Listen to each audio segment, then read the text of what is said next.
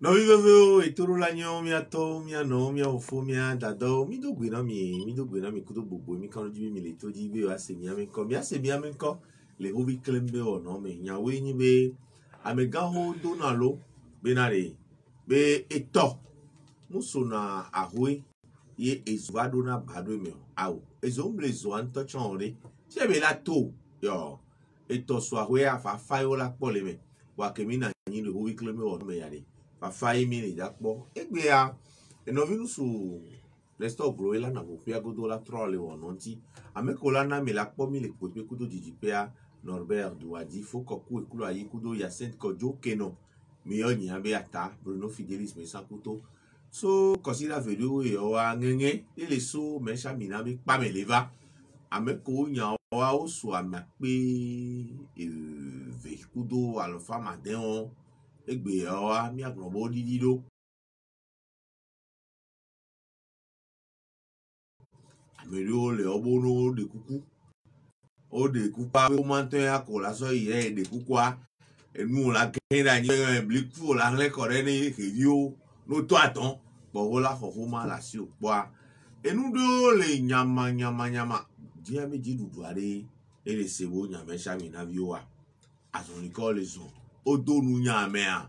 fika pako le ni nyan o le dumevi o di aro le amekewe vado ajo ajibe o te tafu dumevi o fa nene to tuna ni divi ke wele yo to le mesha mi na be pa me ayo mi da gbo nyan wa vi tuku mi le e ma so ya pro mi so yi mi abi to go be se ope amelo mi nya be funu aye mi da kore dumevi o le be mi no mi abi yin come ni nya devi mi a alo se de hian mi a no won ni bi se ana mi so tro asi le se a me ton de o ti le video bro be se ko de gbe lo abojona e va ve me be o do enya ne pe magun lo akobe magun lo o va honu le me ke be va ti jotro ne pepe ngba wa le me wa ni so bo gba tro asi le ti do de nko tro so do me o don me di alo leke o be la gun na video le me bo we mi nya chan be pe gban fore ke ya e 5 octobre nya o va yi mi ma gba tro wa nya o ko jo kan wa me anji o voire enu ko yin nu si bebe fofo we jinya gbon mejiji jinya gbon ho be dodo afu apompo ko to ade atade aboa nu ko ni aki mi agbon nu ko wa mu ho kan wa mele lebe hunya lo hon wa me ade de be nu ogba le gbe alo ojo fi ojo mi o kenken ma mi la gbon vide le nti gbo we covid be nya chami la do o se be o be consider ton lo yo le mi abe Africa be lu ho we be duro me a e dure pepe to go ti le abota do be ona o me wa e ona me keke vi yo me chanya de badi bobo sa pas sanitaire ba me de tukutoku e attention we Colonel Jibril Mohammed Egbon ha va Saint-Fort Valley Glo oh ya ko glan po la tropo inuere nyawo ge wa mi la gbe bo we yin so jami se be mi abe hosebe amegan wa odogoku ame pona mi hosebe yan ogba lo directeur de culte ogbon yan do le fun wa mo no tebe so consider ola church yana yo wa e o zi gbe be fi han po le po fun wa gbo wa nyawo keke wa ni mi la gbe le wa me tasi amelevi Ambrosine Koubejo Togoto ele wa be Ambrosine ozora yo Koubeto les vieux ils savaient donc considérer na be o la wi bo ave nya o la wi bo ave le ibo ame champo ndola no yo no le sen wa pa ya on va me le consommer local à me bliba yo la da ni Togoto ta si amele via la po to ti holu to gbe ta pe to gbe via ameke so afanya gleta acha lome sala home Blaise Sala Eglon le wa to gbe genti no yo be se ka lo Blaise via ma tona o e la tono va zo gba bla pe le mo ji ave Blaise via o Ma ko do lo ya wa me. So ti ko to. O so. Yo. O me to. O le la. Debi o. O fo e. E ji ke ba le jo gba le ko nu de ke. Oh, nya ko le gbe di ko pe na me. Nya jo di ko Me no. me amere yo me bless via. Bless via no nye yo na me ne. Na mere yo bless via nko gbo nya ko gbo. De alum da ja. Do ai mi a nyagba bibi do be ni na na me amele bi amele gan o to do de na bu to do do me pa. Bless via cha mo nyina. 3 février po. I know you be blessed be fa. Oh, semle o. Se no pe ntom le o. Enyo ni kaye ni mli se gome o so ni so. Eni mi ano vi ke wele odo le me shamina. O ben keke yo me amu do na la home ya. O bo le yi do me vo tin do na pa me. E ya me ko le do pa me ha. O so ho ma le no. E yo le da ude. Ko la ti do pa me wa bo ho la kwa wu wa chan. A ho ma vi ko le o be ba ja chan. Do la ngono kuku de be ho ma. Ndị ntọ le funa nyama emunyane abobo yo ne le gbagbo le egliji gbonu tasi amelebi enke le jolly meshamina o sele ki azon les onzon yin kodwa Ogblenzande e ba mole na sele ba ko mi ola chola be yo ito me vo ai pa mo ko betina Kengbo ye ameduo do mwa pata chentele do pame o do son lignore amekewe o le demona be wa do pame kenwa waya oso homa de 15 dare homa de photo de ele alobeka como vinha gbo objet demande de pardon. Oh là nous connaissons bon les beaucoup bien. Il y a un si beaucoup pas. Et tano dinu nemle le mano de meno. Donc ay arbitre church home allo. A video. Tano dinu kuku dede. Fifi obe e tatouage be ye vakudo bubu be yava bio kuku lode. Nyawenyi be yobe delegu alors amekewe le yobe habe nkolido pe yabe wawe tona yobe yone wo edogbegbe wona bo abe yovo onene benu ake yo ntochan yo munya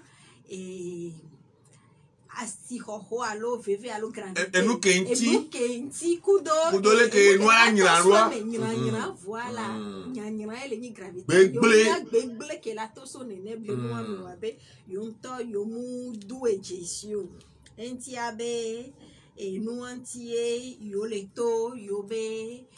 tato de kadi yo be chef de kadi be le coucou de deme to clojeje me hein. Ma problème me mettre à genoux pour m'excuser les coucou de demain to cloje mais yo va be yo a des coucou ye yo balé blanchambe allo yo promisi be yo le don bébé nene benoa be magba po me va vakio be yo magba wekio ne oho yo magba ke ne oho yo wa o balé ye di le blombe les yo le mopopo me ne etatogan directeur ayo le mopopo me be ela ho yo be kuku de dio regret dès que yo doje si yo be yo be vivre c'est abe ela ho na yo lettre ya eye olanglo any condition sine qua non ke yo glona be eyi ola kingbela do ipa mi egba be wa be fifi plita me dodo ayo tutu won be plita me dodo ke be na le church ho me egba be do be hunu pe ko be ni pada no le be ke ta me dodo o ma no yayiro o ma te ho ho ma wa le be fifi plita me dodo ni eye tutu donc et nous qui o le wala fokole de kengbe yo tele do pa me on va me que be yo ya yo me le chatin lo homa o alo yo ma so homa wa do asi o le ti amonu alo agbo amonu va munyi be o le tati o le do yo ni so wale amedo be ndo de me o le glombe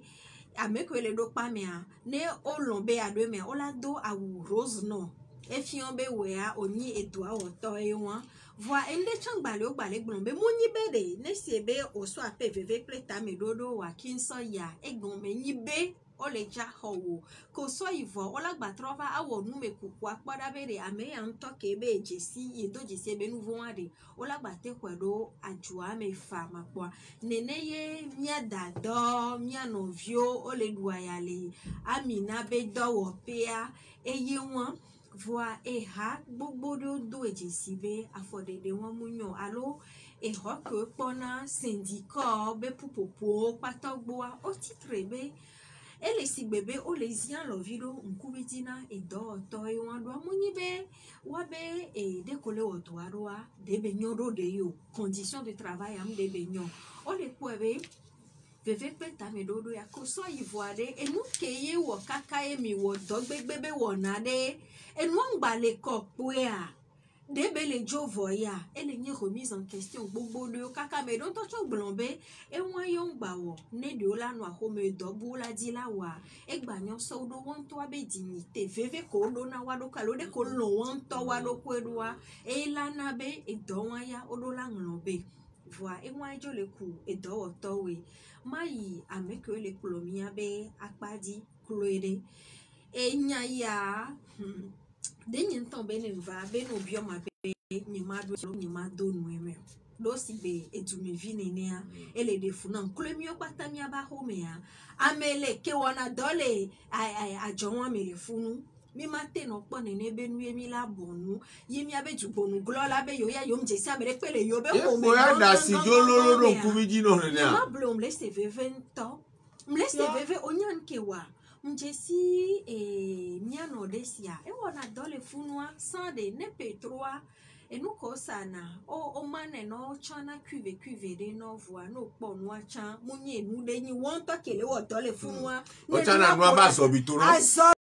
Villa Bruno et moi les ni veve c'est na mais wa zovia yo va na no va ne chon cuve ke yo le fu no voa o ba trodona ajobulio de o le manu la sa o trodona à côté de do e gamom le so e vile wa so la do de vieux sukulu o la home e nous soit chala gba so to avava mu de chan le so kaka wa chala gba so wa to gba so pe enyi veve ke mle se egbe mi o la be o do la wo e veve pe ta me do king be la ye na le gbon be de ma to pan ko mi be du le edzumea ma ponpodo da mi atoa do egbe o elon egbe ya eya epenyi mi atoa du ploto fornya simbe yem le blon egbe o elon eya epenyi mi atoa ne jagbagba kaka ne bana instruction du don no to ne wapo enyawan gbo do kaka nyawan la ba ye nto gbo divide vo opo be de ne se be ma wu la filiade anjo ma u dolo pro opo na hle ma u dolo ona do gbogbo to ne wapo nyawan gbo be amejrovi e fie be catholique to yin le do ale mi ha me be ko se me a ma u dolo pro ha do la de le pro ha ma de la fille oh ame ko ko ha me be nyawan le mi bo ho si ajo le vovo la fille a me se me be le poeto le poare enyi veve to avua onyaba me que mi ona be njona dinam no yene ne va on est des moments que le tron subola ware anjo ma u dola le wacha wasi ma u dola le wasi boa mi gado mi o mi se na me ne mi ano no ya bayi funo boa de yembe ya jodi parenthèse il y avait fait que la signe be mi abe du ploto aba me que trop de on est le nyon do asi no kewo amede ma so be dume kore la be va do a jole fille zone franchement ye taxe chotetea on jate no tui si gbere ke ye ajobo le tuo salaire ke yo la tuna moa minimum de base ye pola gbano tuno va o le exploiter o blaze le 200 linde ni so be nyon no tonate wa be gomere kia mbani wa to eviditi veve seye boa ola no hogawan ye ola be wa gba so veve pleta me do wa Bruno wuli ola doro wa te gbogbo mi la gboro omo nyanyere kayo lo sire nanu bless am le video le gbon ya am yo po ojo le so nko o ho charo ajo ame ya ko le ke amere vi le gbon ya be kulo ya nya be ho metori pepe to me sha mi na po are nya ni ne ovi jin wo do le me sha mi na po ne ovi ni wa we to am me sha mi na di ye le place me a toko be bale kaka le gboro toko be kaka kwa ngla no be wi bendo ya ngoro nso me shami na ntiponya le journal dit wa ke bele gbonya mjo ingbe do me David do ni no bi ni ken na no pa bi agbojanja ntonto lo wa adome tobe nyade e ba tobe obo blana inde game am nya me fune ko funa bale na gbe on do bo blana battles de zati de da angome yo me so blana nyu subo game obe fura cha le kwa me ya me ken gban ken gbe la ba yin ya me e ba nkubi ba bane ngi ma ide tayo opo be ndi be ma observation do so mi a tutu gba me le vie nu ko be blanti ele gbon be agbalen ke ame ko te ngoro te le do ko ma be ogbon no be wa ngore ogbon no zinwaji e ga me mu yin o duro fa yo ngore yo ngore da lo yo so le ku kwa yo gbale gbon bo se o le tu de nyama ton ha kin gbele wa yare o atu o la pon kun me no ka be aso ko tu ne ka o ya so ko tu ku ve ba lo ora o jara kala su go le pa me won enya fe kwa de e o le gbon no do pa me abe o la so tenue rose so no le rotu nyon me la donc couper les français o gbon na stigmatisation be nyakwa ni to ba me dro la te va no mi le mi aden ni an ko me stigmatisation entre le on les rotu nyon me you da to afen ngon you da to juifo magle ni na mo ate se me kaba bele rotu nyon me le yo français o vo du me anka ka je yo se jamani to chane ne a kule o do na otana with video aba wo ji wa so nya be juifo we yo nko na stigmatisation ten wa mu be ko bro na yo kwa kule abo no do kwa mo la sa rose onya be no le blon ko kule mi a kola ke le blon wa kule ele je kudo hebe do me nu ko be kola de be ni na fafa be nu chan bo ni na nu ke ni nyonu gbon me be nu nyonu be kole o pe apa ele sigbo le nko na stigmatisation to a nu ko lo won ele sigbo le ke gbere ho tu nyon me a o so with viso kado mia juifo be awudi abede ke wan de observation comme le dit là ole a me le vive nya me apo e ma to nya vive to adino o ko be ni so ke mi le gbon me sha mi na be nya re le to no kule be mi le ko le gbon c'était mi na be nya mu ni be nu ke le joni so kaka ele ni wa be pa be tutu o be a me 200 ah 2600 2600 de mais mu fifi be nya yo do c'est payé à nene a enya on pepele o isa di si belo ko la be o ya bo tro le di la kwa me bo bo di la e nu kan ti o le wo nu ado ade o la se gon me fifi o la se nu kan ti o nu ko ti o me lo no do la se gon e bo ngbon ji le bo mbla bo tutu ba m le gbo no be so gberegbe a e do wa be nya le ko zana do viodo ku wa ba pe to a onya nyumnya be nya wan yu alo nu opo to na se le nya mi to na ko do vi alo Jet Li nu opo abede ko be la to ya mnya wan yu Jet Li alo Bruce Lee do du won me to be nya alo nya ha mi to na ko do vi ko ku nu won le fi pa cha to ya kleso e nya won le ho ye egbe enu ke neji la de fi Bruno ne amere nya medro le amedro nu gbe gbado ajodo pe la amedro tu me ke ye te so dodo koji po abe ame 2000 me nya ape v à la fin ma de ko di bo ne be na home a sere mi gbon gan gbe me play a e do na go de gan yi français o vola be ile culotte mo le fo me de ko e police eni en tu want to ma so fi an ke ga me nye ya mi le gbon le fi be e nu ke le jo wa be hia be mi abe ploto mi abe nkono to ameko be oni mi ape to wa be tu to wa ameko ni se gengba no ba ma tro ba do gengba no ameko be oni mi ape to wa do le game ke fi de responsabilité le a eni ke ni tu me bi an chama no do tu ameko ni mi ape to wa e kan we le gbon Yesu be we gbon mu lo ye eni a ye mi le gbon fi be hia be wa to afonya wa me ne glon to chambe de nyam ba ko ejilo nyambe de Victor bono wa jwale wasi mi we po 74 mais septembre ayo vo si me be no ke do ke me ke lando ami di nationalisation totale mi ko le wasi o te be convoquer mi le e yo vo be togolais phosphate mu phosphate be na lo mesh 50% mi gbagbe togo yin gba mi ato e sim do le paris gan 74 mais 114 donc quoi pour pour toi mais pour de l'unico hale lo ngi to blaise ça la pour dans les school ça on le appelle les maris reine ça no c'est nyana c'est que quand il y avait notre baptême va gengbe to ha jonati après quand ta inko ha vivi na wa mi le don na ni so wa aya me mi pour d'accord nti me mi pour aya me doare le tome o me o pom ko kike ya ambrosine don fifia ken gwen ne be la ba ve me mi akata mi le gbon be du don no to ke pona to be nyon di kere ni jibe bawara a we to jibe bawara ministre de la fonction publique du travail et du dialogue social mayo ti trano be vérifie que les jodina le dialogue social mi akata mi le gbon le fi be la to fo na me ko la yo jet li alo wan yo la gbenya ni la yo Amina Sara ba peto jetili ngole yo jetili na oh alo te kim nyo me ola yo me ajo ala peto eyo mbere mi apata mi le dogbe da bere du don no to ala yo amejura me ba gbenya ni bere leke edu amele di la de na mo ya ame ape ve poedia o ma te alors femme adin o ma te tu do pe kwa tati ora ya voire les tomates meare les tomates meare funu to nya avec blé le won funu ye o be so plein go ko ya so kaye so ale funu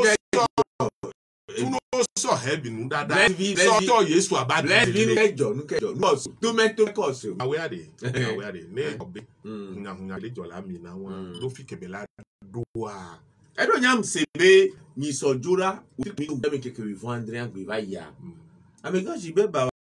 ara yo délégué we vove que we le mecha minabe tout yo we fi ke mle ajora gbe alo ye o mle gbe le 27 septembre yo we ka fe ku femme be alo ka to me wa po yi e o mle gbe no be ne do le ke hunya wa do yin so a e do gede to vio wa me ke ola panko inspection du travail lo e alo la yi du don no to agbo ko susu be yo du me vio et ni yobe tu donnes notre et les po vebe le bon dialogue social be nyare wan et là on a les to no funu nya avec blé les wan les to me are et nous que me laisser are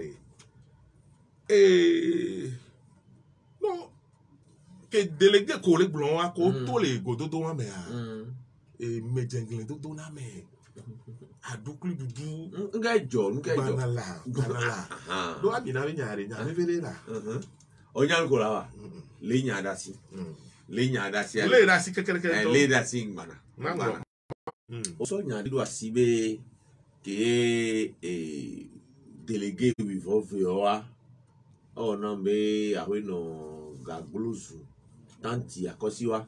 il ni chef service inspection Lomé Nord 2 on a be le po abi nya gbo o be so ma do be du don noto jibe bawara le yo alo o ba wa di sa na kota be ko me to no be ko iko do wan le me jenklen do na me ke be do me jenklen me ke yo du don noto yo we ministre bawara e be do me jenklen no ke be do me jenklen j'assume mes propos ke be do bon ti de la ata bon ti de la me to no be me jenklen do e gbe anyin le di be ma no ko si bo po be gare mo no le jagbon ya veve do vo le gbe la na e jo na si ba chire be yen le ja de me no e do de nu me ne joa e o jina be ano fe vi de gare mo ma job vi de job la e le globere e go do me are me jenklen do ko be veve se se be yen to so go do me do e di bere ko ifumare du don no to ale to no bere jibe bara elle a dit jibe bara ni du don to que non a ministère de l'emploi de Kolonaka ministère de la fonction publique du travail et du dialogue social le que nya yo fifio et de l'emploi au plein emploi ngale a ministère de la fonction publique du travail et du dialogue social eyo le la silene e di bere du don no to ale to no bere yo le mi a le ko na ma yo du ploto yo gouvernement yo trop yo le ta so nyanti ka be e no ke yo le po ke ngbo yo la jira nya do na wa be nya fe pele be tutu ba ke ye le ye ba e wan tu don no to apo be yo la jira nya do ye de bravo re eyo Non de bravo anoyi. Non de bravo anoyi. Elle est glombée. Yo le gouvernement va pas dire. Yo yo le glombé, yo la les doroté. Préservation de l'emploi. Yo m'a dit mais donner que la lomene tu me viens. Mi afafa ba no funu. Et nous wa no zo ade. Et nya pele ici que yo ba fia. Tout ban be wa délégué ko va wa. Be mi so jona ngbe. Kaka be zana donu la ke. Et que yo 27 ou kala do 28 ans. Wow, démission collective. Ça va dans le plan d'Inaï. Ministre est bien so délégué au gouvernement. Elle est là. Les tomates, selon les indiscrétions. Tomates. Mais là, démission collective. Délégué du personnel, on pas la démission collective. Avec Oé et nous à Dovio boyo d'accord non. Mais non pour yo le toko bana no konyaro yo. Bruno, do les glombé. O là nous sommes démission na o ja tra organiser élection vous. O ya tra chame bo. Et vegon elle be zande elle a eu délégué syndicaux. Avec Oé ni syndicat BTP no tole. Pas mais. Do be wa we le blusia. Be yo ma hado wa me bi won ti kwa. Be le ko glona ma do e do ya me gbogbo be do la gble do ya na wa nya be e do vio muni be zizi be ni no bo na no syndicat be ano do table ha me abe mais di dialogue social et nous comme c'est les glono là jusqu'à ce que n'y a démenti à la Bruno jusqu'à ce que n'y a démenti bede no be no le grand syndicat be nya be mu dizizi be nyine do vi obe wa no syndicat mo e wan to chane de be to be syndicat so de vele pa me ya le ke be la no do ma be do vi o amu be mi dizizi be nyino bo no syndicat me vi aller do vi to le syndicat me do délégué syndicat la nke me o e be le gbo wa démission ba na e do ke le gbo ya wa nya be et des coups d'état nous à ex-employé on la niveau et quand même que nyo et nya bébé nya lo dès que les gblin même des coups d'état yo wa et en toi ex-employé la ni et fait quoi ben munye do kenti ke et du donne notre mais ton été pour un peu quoi yo ben les pour les nos réseaux sociaux dit les do quoi ben du mini ben du donne notre mais ton que wa ben ma buneta oni bo nya ke ben que les gblin no ya information et les gblin no bo bien nya il est non nyanyana nae il les gblin non be ke yo wa hoelo ma yo le roi me fia non nya be juste ce que démenti baba hello be et là non difficile tiens be que yo il les gblin là non difficile mais démentir et va nya ko le très difficile be do en ke les gblin ya il les gblin be wa seye ne nya bu de le roi me la bio to vo ne nu ke gblin ya o te bio va ne nya ya be nya ma bio Bruno les tomates on me kia et délégué les cadres va bien alors bien les cas voilà bien mais nous quel naïf du donne nos toits t'es ça et nya c'est bébé wa délégué syndicat wa de be wa démissionner ma ben quel non charge corps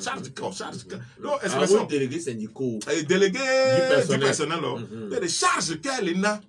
nous kay les na encore vifi nous quoi yo la globe wan to la ngro homa be yo le gbe do ma eh ben c'est à son appréciation eh ben ya e la po e be nu ko wa e ni alo mi do e se e be yo le globe e wan ni ma se go me do yo le bio be e nya kai yo pe to le so do yo nti ma ya kai yo pe to le so do nti kaka du don no to le globe yo a de démission collective ma e be wa keke o la bo ngro homa be yo ma délégué du personnel ko yo la trop d'accord bu yo aso amebu ye la va pas délégué syndicat yo nto le nu ke yo la nu ke ye la glokuwa ya aso panko wa be nu ke jena wa le si yo le bio le hwame le tomato me be nu keye yo pe to aso kuyo nya ke be so le kuyo ma yo ye du don to be ye le ke po le ye la po do ese gun be ne do pere ja nya me e do la agro humaro da du don to la motiver du don to la se gun me vo bo wa nya be e nu ke le gbon no elo na me de gba o klikli Tu donnes notre église, non, non, ah, on a déjà dit, mais c'est nous comme là. Tu donnes notre église. Français, non, dis à ma version française, noter français. Donc, on a et donc, on a Tomé, selon les indiscrétions, n'a me dit bah clic bah nyabe il be nyanya elle est madamata et on l'a nié boy madamata il be elle est madamata elle est boy wa kula mais les que yem c'est Tomé au doigt bien non de bien oh fofo le wel wa melo Yato, ah, au bobo mais en toute humilité, comme un père et ses enfants. Enseignant, donc, tu vois, il y a des sociétés à photo là. Les délégués du personnel ou le ministre, voilà, nous avons grand frère et nos papa, et nous sommes des enfants et nous venons humblement. Nous avons aussi Mida. Encore ma singyo. Non, avec collègue ma couleur on a si bébé, nya me do chami la singye. On les semi ken quoi. Yo bien be. Ah, ko yo toni ne ale. E we de susu na yo bere. Ah, let ko volontaire ça yo de. Laissez ça mais du donne toi ba pa yo de susu no le be. Ni wo let ade mi aso le aja poji ne. Mi ape toi. Et o so de kuku ne. Kwa ne yo ajira nyaro. Ah, nyonu. Ne tobe nyawa ya kwa rebele. Na me degbe zo clic quoi. Non ke dia ya ila o ibe responsabilité. Wa be bo la ele nyanya be mo di o la nye. Wa nembe de me na me di o wa. Ba yo le kojo me. Tu donnes no to ami wa yo le kojo me. Non comme c'est le to me to. Il y a tu donnes me to e hu ajoa. Eye hu ajoa. E nu ke ntimi. Ye be ya le ne to go vi o keke a chon to go vi kegbele o to kwaji. E won ni nyale joro ti ele na na fm vi so yi tu donnes no to agboa. Tu donnes no to la be il a non la nyam ne ebe ma klo yi kojo me. Mleto no be soto akpare kane yesua ye be ngeko lesia do enu kele jole mesha e be gbo be eli la masabata enu kele jole mesha ne yo amejuro wa mu do gode gan wa mate 2641 et plus employés ame kenya amejuro wa le odo le miagboa et là c'était quoi la nyame c'est un nyabo et lui a to vone wa elle est marqué aussi belé ko marqué juif o ne le mi deuxième guerre mondiale gamebe wa no da rose et lui a mbana e fi kem le jina yi enu kele de funa le nyame ai mbana na anyi bruno nu kele henya ba ne nu kele no nu kele henya ba e do e be yo onye ndo ne ko document doc mi ona emi le you are that's why fi de po no kule enuke bio ko majo bio ko ye gbonji man of planchi man le ami na be nya ni gba wasro jani o kule ona sigbe no nye jacket to ami na kule nyawa no na luka ya ta ami na o do pe jona jira kwa ami na be nya re alo ami na re to agbe o me bayi nyem décidé o fifi mle wo tutu be ni ko fa pa do se ja example ya do go opa ja be ke bi le gba re bro ami na be nya ya enu ke dia mi le wo ya ye ni amere so e ye nya o ye po nya me ke ja so e be nya kaka do to nya we mle wo nya yo do o ma tebo o nya to go bi 2600 le dore me ye nyem se hwa ke di o yo bo hwa nu ke mi ale se go be wa si be ameko ra chom nya jojo le ni Ponce Pilate ne wa he le sokufia na Ponce Pilate e sokufia na Yesu nu ka ya me o le bio nu ka le réinviter avant obere le amina ko le glonwa tout le monde au bulletin de père e gabe wetri kuku be homa ko so tuna phénomène mo le wa si o wa gba ni korobo na ni la de mo le ho man to me mo ba pe no fije obe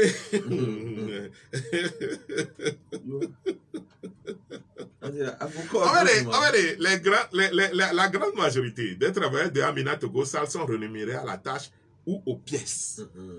et gombe on croit mon à plein temps et donc on va voir et ben fait tout allô mais chané ne côté au tébla mais font là tout non on laisse ce mode de rémunération est une exception le salaire autant étant la règle et il y a et nous qui on le bien on a salaire na mo ah mais là il y avait tous les banyame gaya lu quoi et là il gaya do ngabe otedu bio otri yame otri de toi mais otedu pour longtemps otri de va te va otedu bien très pas on subo ah non bla mais ça subo ah quoi et le globé et va et dona gare mais be amova kona kotokure kakufa lenkekere kame bwana au bureau simigidia simiga ele no e gawari e gakol go kotokure kakufa au bureau e gapopore ka ya les 166 francs e no la bina no le blanc meska ka gapopore ka la bien de ka ku bien we aden mi a bien we plus bien we flané ka bien we flané le dit on la bien de ka bien we flané no le blanc ou le dollar mi na kaka voilà bombe no le pole keye o le togwa 202 francs bien veille à mon ma bien faire bien veille flanfé bien flanfé à mon la bien faire à l'homme d'adia m'le non be bulletin de paie on laisse combien amina on na bulletin de paie m'le dit madame pas mal ko ma dit là et so et l'article 163 du Code du travail fait obligation à l'employeur de délivrer un bulletin de paie aux salariés lors du paiement des salaires. L'article 166 du même code impose à l'employeur les informations qui doivent figurer sur un bulletin de paie régulier. Par ailleurs, français. Par ailleurs, l'article 46 de la Convention collective de la zone franche oblige l'employeur de faire apparaître clairement sur le bulletin de paie des différents éléments de la rémunération, la catégorie professionnelle, la nature de l'emploi occupé. Pour couronner le tout, l'arrêté numéro 012 fixe la contesture du bulletin individuel de paie. On le blâme. Force est de constater. Force est de constater qu'à Amina, la présentation du bulletin de paie remis au travail n'est conforme en aucun cas à ces éléments, c'est-à-dire pertinente, c'est-à-dire nous payer au c'est on a deux de pédio. On a des pédio.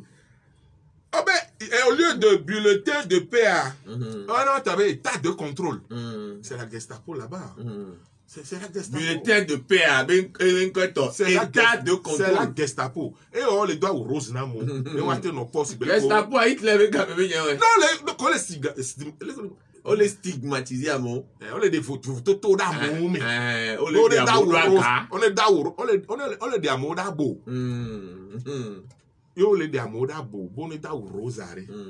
on le veut faire état de contrôle bulletin de paie quoi on a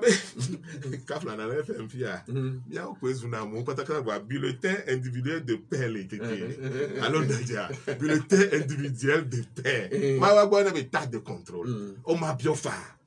là nous le homa be le ministre quoi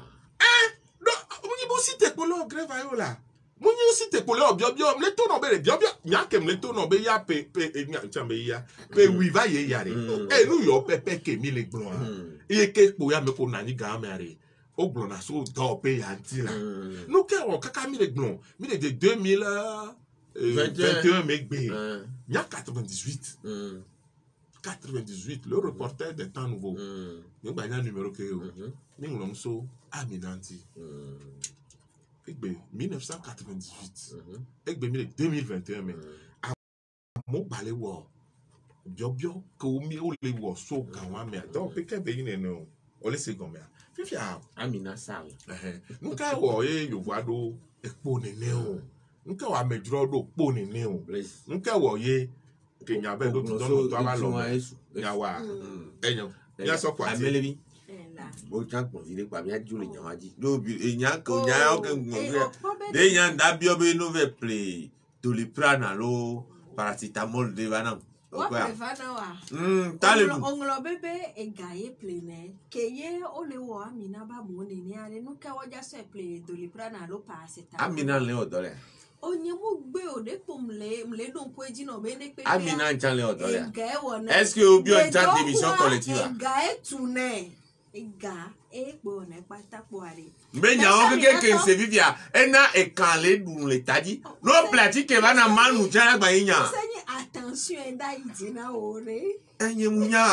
No musenyawo. E gbojo mvire. Seigneur attention yo. No, pas vere. Et tu ya kememilea. Et là defumbe amede la sojuta la vala no. Ma glende ke bole malmené et du me vioa et des fous. Ye du donne autor si bede ke tutu ye blesse do et son libé les temps te pas démenti elle a no yinenia et changa de fou sous bon to doa. O pas bede. De ameko yona me du donne autor ade et doso la yonina du me vio. Mouni bo va le bureau de me ano climatisation au top de me ano ko tu me changean et yo awo. Donc aflan et pauvres contribuables au gapo sur les préwabe huan. On veut voir nyan semena de obe que tu donnes toi va te dit au bobo alelo. On veut pas voir quand même le ici obe et l'Assemblée nationale. E jo lo wagbo. E jo lo wagbo. No le gbobe te dit e jo lo wagbo. No e do gare me ko bi ba le ye be de ye ndo game o. Do ya no ija e so e ja fon e brada gbe wan. Et j'avais l'Assemblée nationale.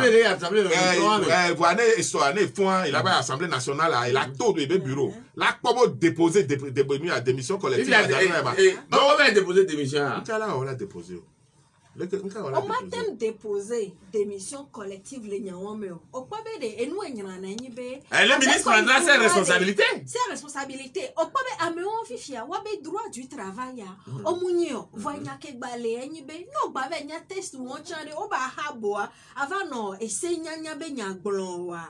Et là, nabe, mlek blonsambe, du dono toabe, et dosovi benina du mevio, et là, chonwa dit, et yamate no tonobe, on est déposé démission collective, là, il a failli. Français, bendo, et il a failli. Et Jago. Et Jago. Donc, et Dagba. Et Dagba. Il a failli, et Dagba. Mati blongbere bedo, nous la ni bede. Amedrovi, que va les yens lovi donc kuvidina togo vioa. Ola poalota no la be a onua du ya me amedemu one. Je ne t'ai jamais vu aussi émotive. Oh,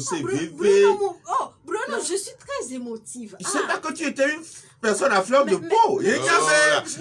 pas une réaction à fleur de peau, ça. Je suis très sensible. Il y a une pauvre. Abafla ni ne o mufla. Mufla nya oto na onyanke o e mufla de kele wa be nyame a. Ne ngban na fia de ke ye ngbono su na gbo le pamonu do. Gado me o wa ni so ke no ale jo pona po Victor ko e so na nu ibodo na do eklo. Kudo fiu ale no do ase. Nyana me wa do tari gbe be srom le wa me o ma.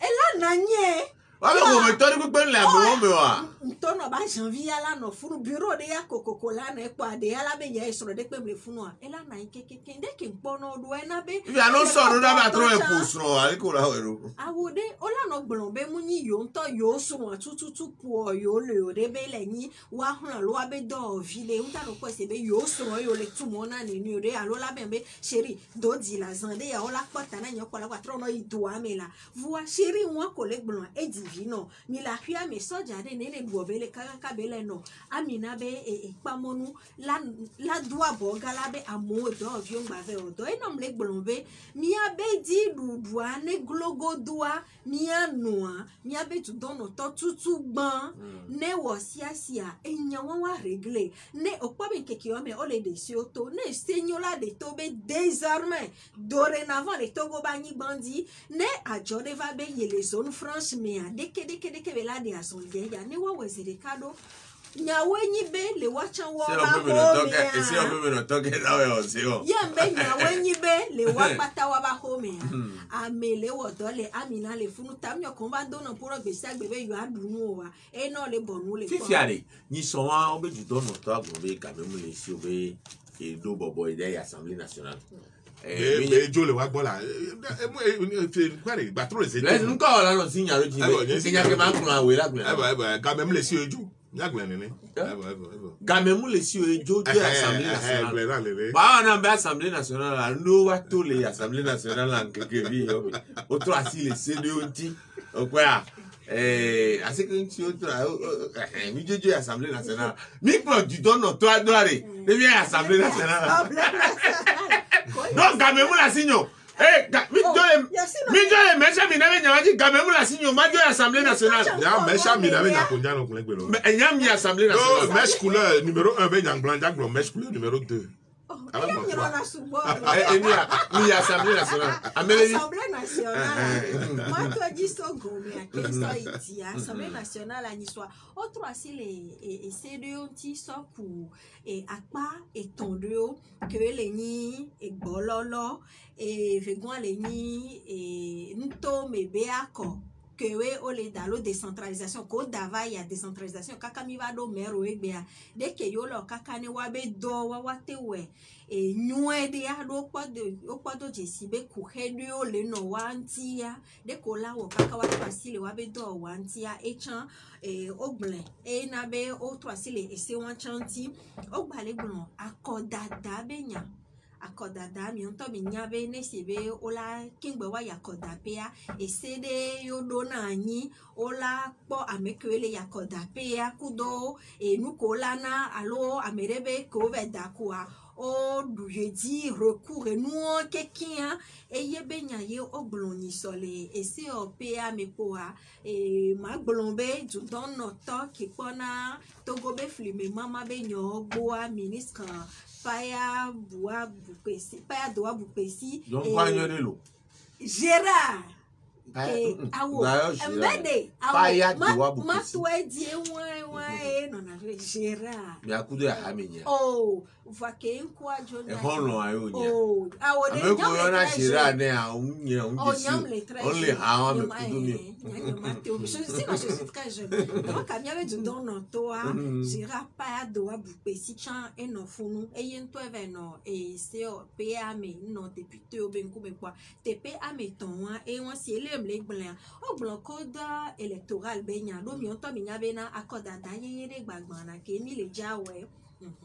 Ne wa sochan miabe sénateur ou namia et nabe et autre assistant. Encore la Jimmy allo. Et là Dieu sauf monsieur le sénateur. Nyele pas le wame o de nyele pas le wame o nyele pas le. Va quoi monsieur ado tinyema. Ameko ekonko ejiru lu achandu o. Onyanke wa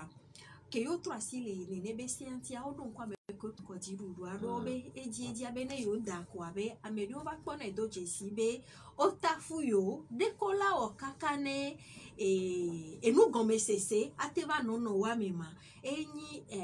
de akepo to asile code électoral a chantia dekola avait déposé dossier loi et dekola tu avec caution et kekem et le code électoral ami keye ogbajua obe le miabe enuto mercier ko dakwa va inena décentralisation kaka egbe memite do meroa o le gbonbe elanyobe le akoki mgba tra da me mila do conseiller régionaux et won kengbe ola do ya kenwa ola po a mes vidéos le miabe préfecture o me voilà chan et en fonction sokudo a mekewe a mobe gbo susu le préfecture o me et yo la que la sochane ne ba me voici bede kem le glombe o le podo jesibe ku hebide le no mi abe mero be do wontia ni so le glombe ne la nyua ba mo le glombe yo jado e do pede ani agence ni ke o la so no tuwodo alobe ne wate no ploabe enuto me nuere. Donc, agence ou moi, les bombés, qui yo edo, alors yo lui t'attenti les sénats pour me. Et au sort d'un qui sort d'où asina yo bene la nyonedo agence na et miabe amekowe ochan bewa no pro miabe enuto miabe commune wa fifia enya tongwan eye le ni egbololo benya allo manifestation publique o le blombe di ane o le wo egbololo wa o yina puta o zona e mogan difficile ambassado allo e tudo pio le atepe gangon le a be ojo ve dona mpona mo sigbede ke ya mo la be yo ayi don me agba ya agbo abojo tuna mo pa yo po be ne la nyo be so fifi me kaka so ya be gbololo a ela no no so ndikanye gani ça va y votre carton de 8h à 17h kwa be ne ne be la no e won tepe gangon ya e ya magba no me po e ona mbe mo kan si tam et nous ko brandi allo et doko so ici au PMA Nko be si ope me kemi yevi e aju kanu me. oh mo kanu me la fire pepo bien c'est ben no ke ma e gbololo ko bo ne wo so gani ça va y gaton re vobe won to o gbagbele chambe e mo grandi chan mi mato aputa Oui, 8h na 17h là. Et 9h de temps. Bruno À son école dans nos on dirait pas les gens s'en va y gemekeye orange to oyona moa otonana mo be kaka gandrea miato ganya miato gasire ke va gaweve ke ngbola va Amonto em to na kamore. o de va gaweve wan dan me ke ngbo e wa gbona be obe egbanala be yo to agbanala o le se no galo me gave ke ngbe kaka kola bo gbololo won la va ya okwa ba me do va trona si we tro gbo ne va fifi esele ade po okwa be do amodia Nya pe pokwa ele bebe dia. Ese ware ameko tonko diru duwa. Titi nya le po, titi nya le po. Titi de na ni san ba yo be titi won be no tru yan. Opo na de pepe ka kokpo ra gbe to si gbe fun ni. E wona be titi yon do la re di. Donc anya mu po se nya kaka do to ni am po be ese won du nou parti politique o du nya bro ha ko tonko diru duwa po be mja do wa jo zande e famila no se wabe enyawuli obe one gbatro jagbagba kaka wa tro si so se won ti E va se na punto akowo bobo a. Okay, gbobe ga so ndeke ganyi na igandre ya lo. Ye fifiam le tono be se na be recommandation ko wa ni so anu. E se ape me no to va le gbobe ne san va do a me do mate va ya homo avec des vidéos là ba gbanu. O be sécurité on a be munete no antu ya da file sécurité des biens et des personnes. Amobe de dire non. Udo abe nu no ame si obe de dire non. Si obe de dire non antia e yo be e gbololo abe ola we so ndikanye gai. So va yi we tro pa. Ala me ko l'assemblée o mu son l'assemblée oui. Dès que wala son li do ma wo mjo le assemblée vo. Amon l'assemblée le du ame vo son l'assemblée. Awode egbe me o gba te to na ba me ko enu assemblée sans son assemblée a o gba le funu a. Ya njesi o. Obe yom le ja yo. Ya nje me ba o be to ni pe mu le wa be. Nyawa. Enya. Yoa. Bien fo pa yin be gomese. Ntona ba zoni do zona sa le ju ya me ha. O ya marke. De ka je bia ne be so a egbode le si. Mo dona ka boa colonel do ko dolo. Va boa colonel do fidèlement fi ke fofo bia to agbo. Nous sur le du ya me po yo ne be trupe ka. Ne gbode no 600 gbado gevire. Ne yi gba ko le de si pele ke ya fun pro na me to ni. Egbo le extraordinaire. Aore enu ya kita me yen. Nyawo le da si gbanato.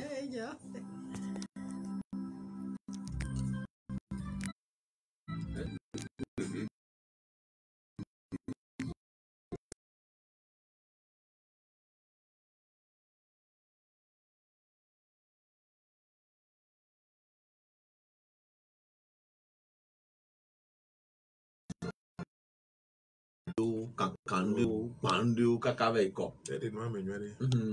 O nyagane mle asin le fun ko be de. Nya blona no so berebe. Be ne to be ploto o Sénégal me be hia be totro wa va.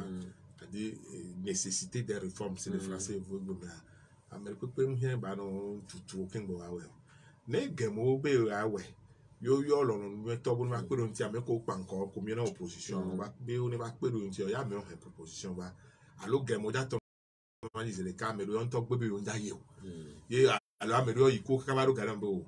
yo so de ba mi so pe tete o gbe yo trojo le me vo yo want over on day yo le do asia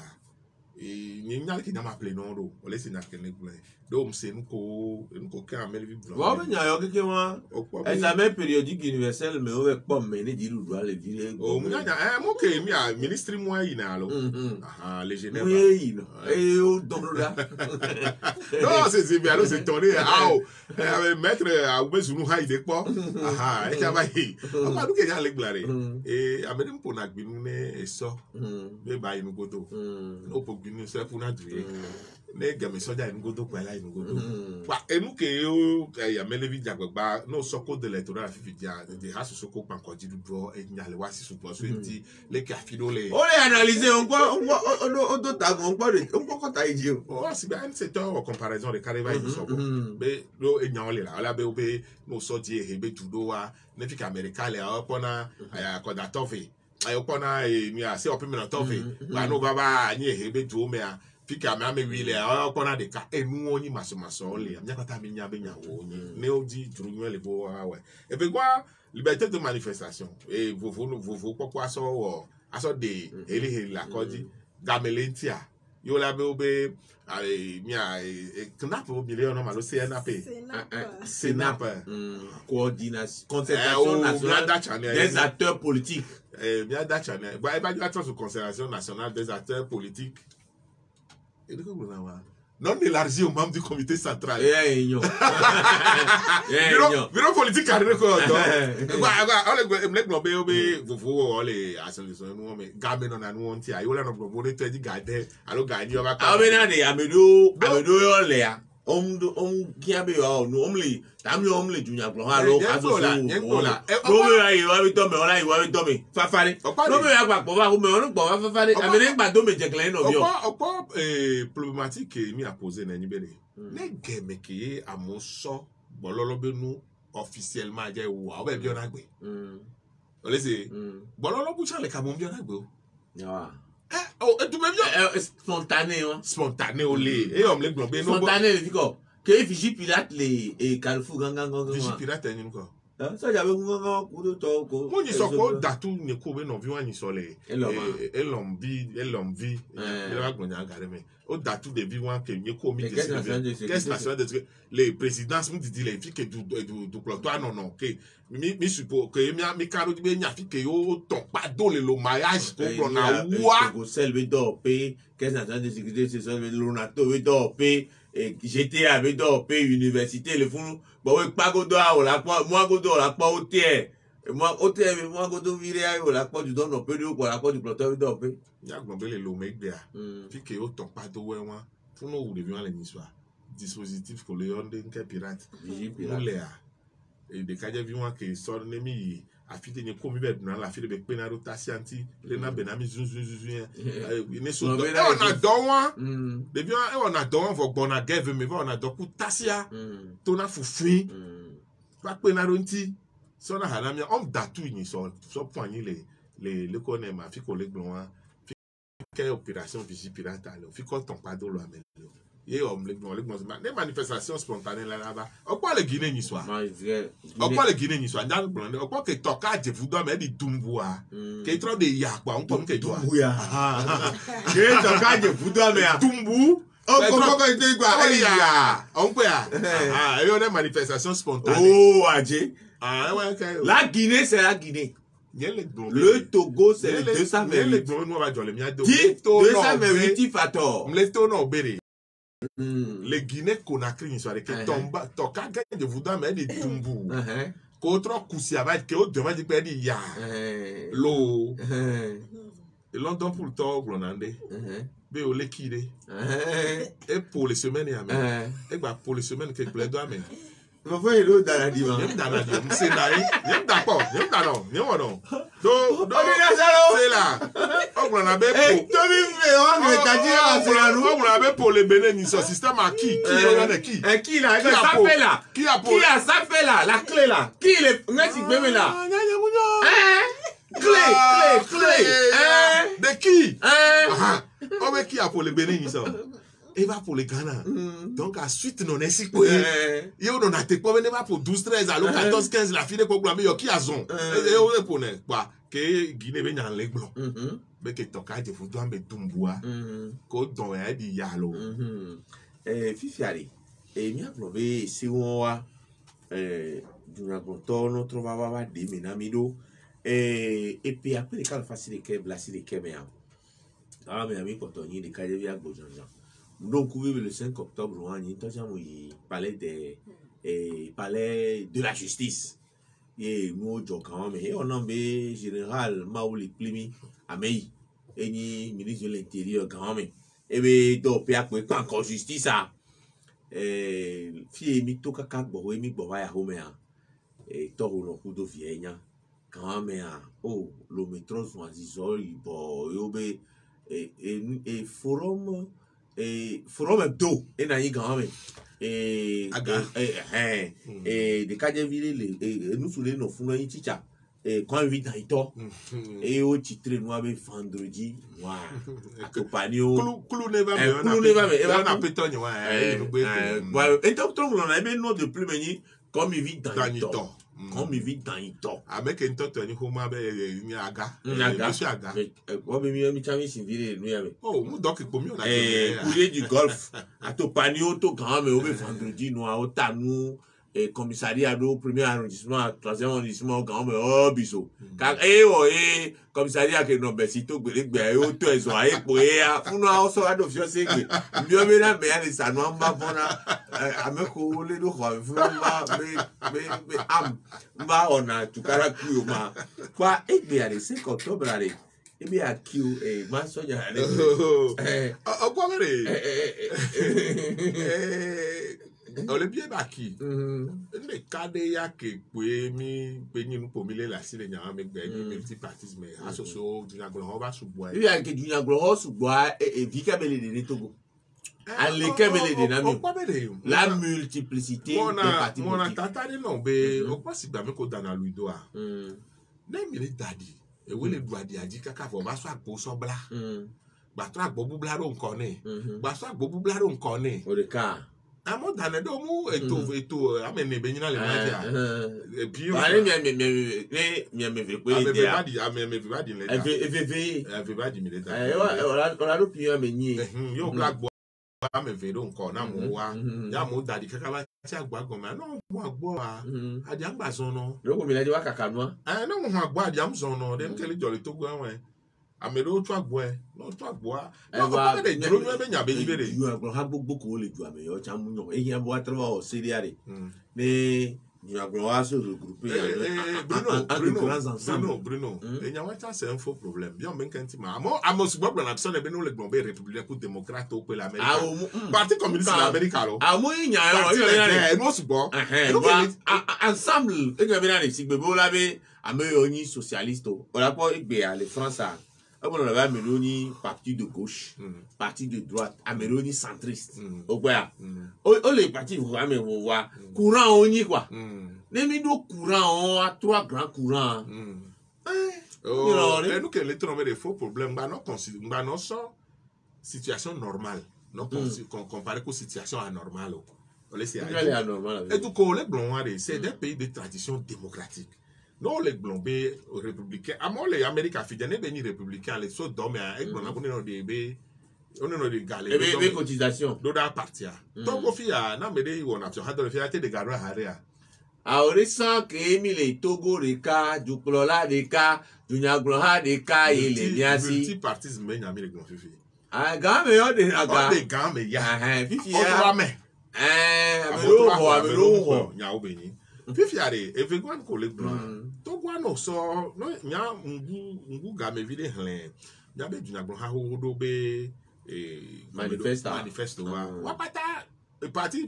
politique d'obéissance socialiste onye allo libéral wa pata voix Fifi les et nous que les terrains dit les Togo ani be ne mu ni be zumbe ni no le glombe et système que le roi pour les écoler d'autres ni connaît obé fusion refondation alors que fusion création fusion création on se né trop fort est-ce que mi ve kana vele c'est stré les church comme ça ava asodo mi a dubabe aso kado mi trop le vele yeye quoi ka be trop non vele vi ko vele yeye boy didi na ou de toi fusion création là le 14 avril là et c'est 14 avril et mi a quoi connexion et quand be wa do ni koninde et abela pa bu ni mo e to ni be non mais que me mille a pour me mille ameko panko e wa ki le 5 octobre à 42 gars alors qui on qui c'est tiolé o sien o so akaso na wa jole to gwa nyi be ezi gele ke yo na single ka no ponyo ni kwa ni kaso kwa a tu bite ne eklema na wa nke jole to gwa re bro e ma nyi bere tutu ba nglo no ko be e diru kele a e do ken subo e sin ken boy nu ba le do e fe gwa ke ye e loko gbono e be contestation va mo panko e da no gbo be o e ma nyon ma le gle a e no ke be jo han be il y a eu trop de leaders fanfaron ça e nke le dira gbo be ploto e no vivito ba subo do kan ma no cho gbo be ni opposant po la onu ame gbogbo ro chon ve jo ve ti ovode ame ko te no avon anu acha le wa ba son les gens mais nyawe nous we le ploto egbe omi ame le ba te no glombe wa we naye 5 octobre ni sikaka be egbe o voa wa cha atre lulu ko no na wa me tonton do ku mi peut-être que nto jole to gwa ni élection ke mi wo année passée à 2020 no yo ne wa nya nyere KPA to ko to poser ça dit to ko to trop cas de conscience na mi ba grom ke ya no do azon le ke yo le son alors le 5 octobre nya ro le ka zon ale ido le ke jidu do aliken jidu do ale be logique mais lo et allez ele agbeton ya donc 5 octobre 92 do agbeton azande no du ya me azon li zon 27 avril 92 ko conférence wa Goye 5 octobre nous entend Jovo et on va signer 27 avril que le doit carabiner Nointi on va signer accord du 12 juin nous ça va en conférence et 91 après et 5 octobre et 92 à son idée no du mais en doche bonno kuito yo gabe are on pereka gabe mo 5 octobre basiru aiva mi a l'economia fofo ya ke le elo kusao o kwa gabe are no ke jo anyi be nke français o bona be fori ba amobe enwa jiru do ake monsieur Humeo game are abesia mebe enwa jiru do ake amega ade wa ba si me ko ka me an ke to am to kwin jojo am se to kwin jojo e ya no do nu abivo wa o mo bebe am ke yo pan kwa chan be do ken wa chan le buta me le funu va ga me chan wa ga le wa si chan ke yo lati so to no ke le jira bula na yin be le to no be no pa so ke mi so ka ma do fifia ba do VVD a ko ke mi da ni so ame le mo to go to VVD lo ame ko be oni militant sympathisant de l'opposition ni les sujets où Ninga gron le kemi ben français veut faire un jour à l'intelligence o amenya no nyengbe voyant trop cas de conscience na ndo mle butame mi la ka o émission de koko so nya wanti le butame ke wo be egbe ke ni de to chan e no ko yo na be opposition mali ba e amoko gron ye ti dudu o opposition elle est lessivée viviane enya bibi nanam enya ola nya bibi nanam se na nya be ha do to gron negasa gamele les radios dim se la opposition ba le to gwa ma ameko l'assemblée are ko la be oni opposition l'assemblée are mi na ba bio no gasa gamele nya le se nya be se na radio to ko la se nya ha do to gron opposition tan ba le do amea ake wa meko l'assemblée oni opposant ko il joue l'opposant ou bien ma ni opposant ke wo be nke mi le gla 5 octobre egbe e ya ale mi ho ya e ya cha mi ho ya mi ho ka kasi afi do liberté d'expression chana ilero liberté d'expression mi a me do we hono tele we do ni be liberté d'expression ni be ne fon fi pa ma da je be mi ale ke alo ma pa jara merci e ma da ajo mu te ni liberté d'expression mi po do to gwa nke nya ba do je se ni be le facile be ne le fi fi dia même be matos be Jean-Pierre Fabre maître Apevon me chama parti politique a dit to arema emeke nem tozu sun le ajamagbo alo no ne le sun le radio sasu ne le sun le radio dia o ndekwe nya o le se go me a egno achani mi am liberté d'expression do ameko théâtre nyon so na subo we wa wa ke mi le no blesso ameko le tiru do amenti gbe to kanala ba et mi am l'autre doit non be fi ke vovo se am ato to eji so funu ke obe le o le gba ki be nya we radio wa vibe sa mi apele ah oh give me up na Gavo dukla ya dema. Ma ura fia koko na wo. Gavo dukla ya dema. Dukwale megbe na wo. Yinga. Oh, hasi hajo. Domeno dan le sarakawa. E to menu kulo. Le sarakawa. Dan. Mama. Le bébé. Oh! Hajo. Baby, laissez-moi voir Adema. Ah! Oh papa. Oh, agame on pourrait kaba radio le mieux. Va, il y a hacké bro, il pour 12h25 quoi. On tourne dit que kana et midi 30 quoi. Yo national.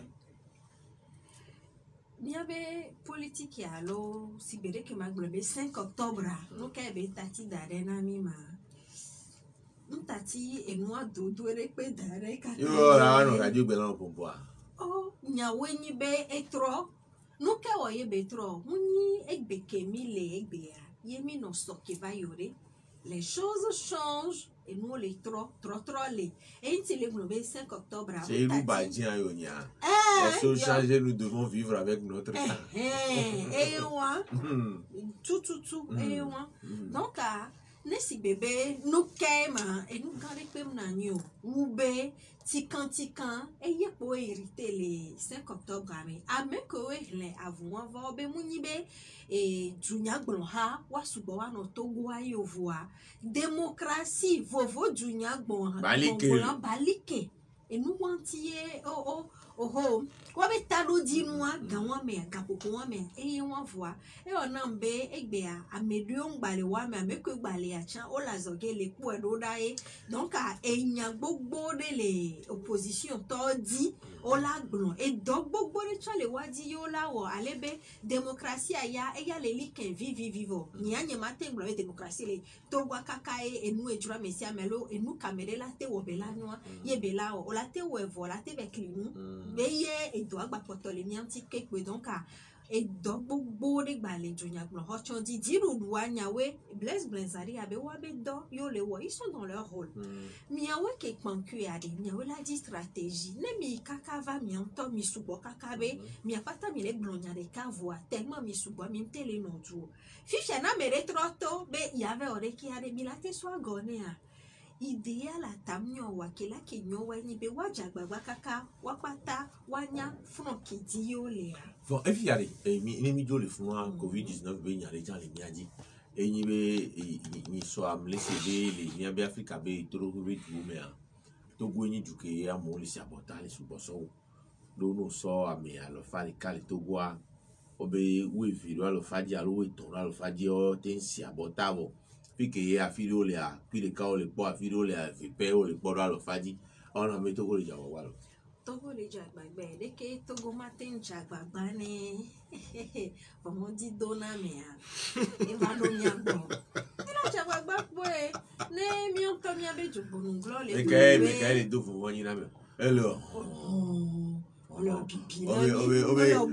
obe nare devine kapla que no afudo to da o fo do fois o jire via to abe ya ho mama e no abe no be musu hoho obe devia que va do 4 mois to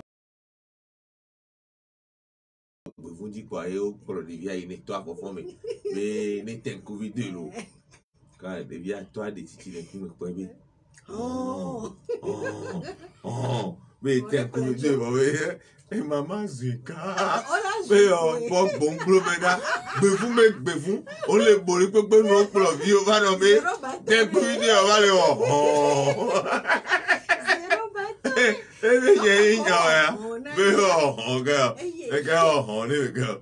mais mi obe san va ya be soke va ya be centre meno ya america me fe ko la po va be ko gbo ona mi pa mi to mi se gon me be abota mi lo la va si po e ya enyi nyatepe matro de be soke po yo gbo ona mi po wa mi o pata mi le oblige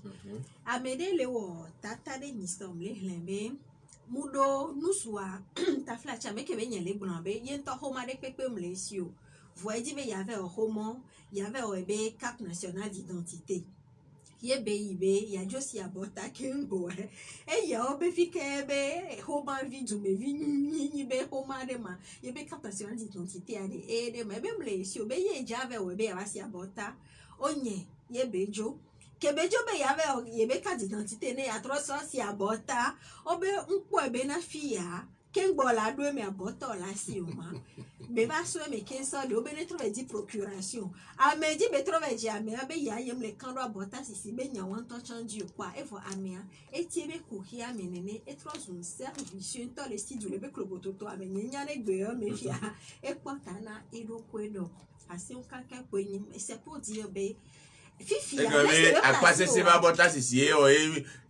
milenkolo milenko kwa be de o we si be afibe system ola no do aloviano zade atropula ya do kakola poda odru no ya o le gbon mu dizizi enyo mu obligation yo voit ken boye o la yi service public mea odo la so homa via ke la so fion poa amere pe ngba to na no via be voilà kwa we meri ko e gavana opposition le ploa o mu kare de homa o meri o ya e ga be ni paradoxe le kwa ni ton ku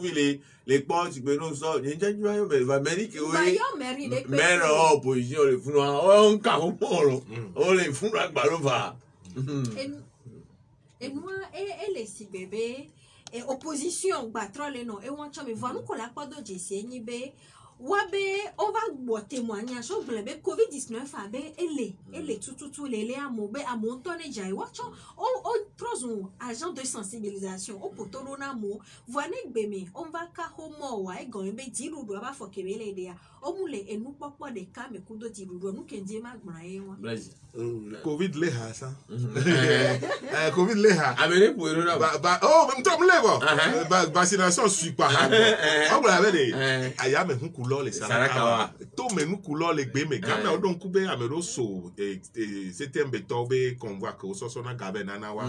yo so o wa me kule nya me to cha yo gare ya me hu couleur les sarakawa to me nu couleur les gbeme ya me hu couleur les sarakawa ma wo sofiona ya de ma yingo Gavo du clola dema no ojibe agble ape oji agble prestation na oya me papa we mbam ni le ya e bo e ba ku sur scène o ni dia le covid be nya ja pa kenji male ne covid be nya re ni cha ela so minute ve e nu kele de fun opa to vo ne nu ko amele vi no fifia e nu kele di fifia lo me ni be mi to ase ni so we na mo le do fi amo le von kondi eni de ka nya wo be que o ton pas d'autres fin que yo me abe obe et mi a bilan de vaccination be nya on les mi les seigneurs vivio be nous didi et nous que les joine ba mo le blon da se didi sou pour le va le blon be na me kuna yo fi kwa o le po ka covid et nya wa e ya be et ploton la pa di cha me o la po ka covid e no ele de funa mo ni be amela ameke o le va témoignage le ba le di da se le nya mo nya alo kan se o mi so la no blon be yentale be me so e do frigo pia ya yentale jo le fi covid amle o nya o be ni be ne covid la me do gbogbo po la le o to systématiquement voir et nous aller polémique va et vaccination allo abota si comment be nya de o ni a coordination nationale et contre la riposte à ni sobe o amenena kotokun ya o kotokun ya to c'est fort va si teru nya anti c'est fort de homa to be mu docteur no be c'est amede les docteurs be school alors be mi affaire sociale be school to chan les stagiaires be ni bo le fi chan le ko do na homa ko ngro na ndo ke canet de vaccination on rempli ne a di ne be nu joro e nya wa cha muni be ko le go bless c'est fort bless et le ke nya di be ni docteur e couleur là on s'est dit pour pouvoir me ben ne et le ke c'est fort là on doit y be wo on le sait comme bi fi ani so chan e minyabotu miabe hosebi tepeo church okweto e o be do gokudo direction de culte to ni so e o be do ale didi e just e ni a o se ha me o be nkan to be munyi ko tu church o alo yo tu se sen o be tepeo enti be didi lo a me ko le asime me ko le school kudo to ke pe fana church ya o be amedo lo church la home pe ja be no gbe no o be na mi mu church o gba o ma gba church o la home e ja no hu church o be wa no yo la hu yo no so pass vaccinal va amisia bebe e yo ntasi lojo wa yola mu church yo yin soko sire gbe o ma hu wa video le o pa bere o za yo vo gbe me be ne fait contradiction non le Paul essaie de doit mais contradiction non no me nya we ne amon le gbon tu church asi ole hu e gbe anya mu bisa to besi me enya corona no na besi me nya myo are ke nu hu ku do te ku to ayo o kwa no wele na amo do do ko ku ku do we to vo de ware mi ploto ba no ble wa do ku ebe yo munya be ne ogbejo la ngo mo ji pa mere kwen chona masco to ko no jo lo me ai to wa lo me na mo la ngo mo ganja la me ado se mi jan ala yin to pa mere gbe are do ni a foto de kegbe to so yo ti pare ni igbo elu se pare mo le so to ko mi pa jare e wa to wole wa Bruno o iba mi be balu yo me bagida alo do me mi balu yo la sigbe ala we be bagida ola e ko me mo to pa yo gbe to yo me pa anuale ala mo mchona masco pare na be e se do le no sigbebe clear no pare ka mo na dire kon to poko to be le lonato be fike wa mo be hona nke 2 shot ku 3 shot alo be dana nyam po no gase ga mo abe ko onju funu wa nya be ha to reportage gbogbo so mo tin po e no Paul lonato be kiosk o mo nwa e fiose o tu e be gawe te be fiose o tu voire mi ali do mu le nglo no ni so be nu won cha kike Nims o come o tu fiose o le nkume atome on le lome no be 208 baro toi to le placer do lome a do sport ke mi on a le lome gbe a lome to vede sport ke le nya se nyibe nya nu bude ba fa e pe ni sport ke mi on a nya nu bia e ya mo nu na bia le lome ba o tu fiose o wa lulu ko na kona me ndo to funa hafana le wudo amesugbon mana funu hafana funu e jonatina me no le polo mi afile gbegbe le me o mu na ha so mjesi wa mna on tro bia hanti no do na bia hanti ya je ko mi na no dom no njira o nya to cha nya mu na ha mu ni ba ha ji sport na mu na ha pekela se ma no le ko le Bruno abele ni yare la ti o la Bruno le to ko to mi so pa to ni chon to aro pe oji corona be to anya wenyi ele oni chon aro pe oji voa ma gbadun ko eji be mi le moi du consommer local mais mine tati amedrono dudu vide mianto miada miabe a deme kuma nyawe lo ile kotibire avwa mianto miada miabe no ne miadu miano na miseme mingba miatati ganvi me to achan vide mianto miadu miabe no miado miabe no mianto miao miabe no ne miado si amele vie ni Qu'est-ce que vous avez fait à Gitana, donc ils sont producteurs notables, mais ils en surproduction de 242%, il y a 900 km. Tu donnes notables. Et nous, Kenyam, nous n'avons ma soeur et gouvernement, Bélis, nous le disons là, pendant qu'un capot soit comme nous. On dit là, un bébé, c'est avant, c'est sué, bon. On y a, bien d'après le couple de ma tête du notaire, tu vois. Mi bloqué dia il a dit on va amele ameko late amele di bi agbon asan lo ami na be nyawa nya be intera meji di bi agbon club nya do la to du don to anti be plot koro du plot adi na mo le o tutu gba bayi eju don no to tutu gba ba ko me do nyonu e ani do nyonu o sugo le ami na wo ne lekeye o no wo e do de le funu lekeye o le funu na me late koto ijine ameko gbale nkone du don no to ani ni wa jangba no wa ton radio tenku biare no wa la ba jira do du don no to e bobo jiru do abe ko me le nu comme si ame jiru do ni ko me le pompo le voix mi aso ebe ke mi le to afo me vivi ya ku mi kuku le be nya ro do ame si aso ame se me do be jina me le hunku vi no do hyun papare ne mo alom le pampleur ne o ri jagba mi to akini mi ameke we se mi ame nkan le pepe kudo jiji pe a pe ni Nestor Glo ke na bo pia kudo tro le won ti Nestor Glo Kafran Norbert Duadi fokoku ekulu ayi Yasen Kojo ke no we ni ameke we no moji emi te npo mi le pepe kudo jiji pe a Ambrosine Kumejro tasi amele vi togoto ekudo Blesala chochi knuto awe no wa me kudo mi ani abe ata Bruno Fidelis me sakuto Gekenyi gbede ki ani to no ni mo mi la gbado go le o vi kleme ono mi bye bye.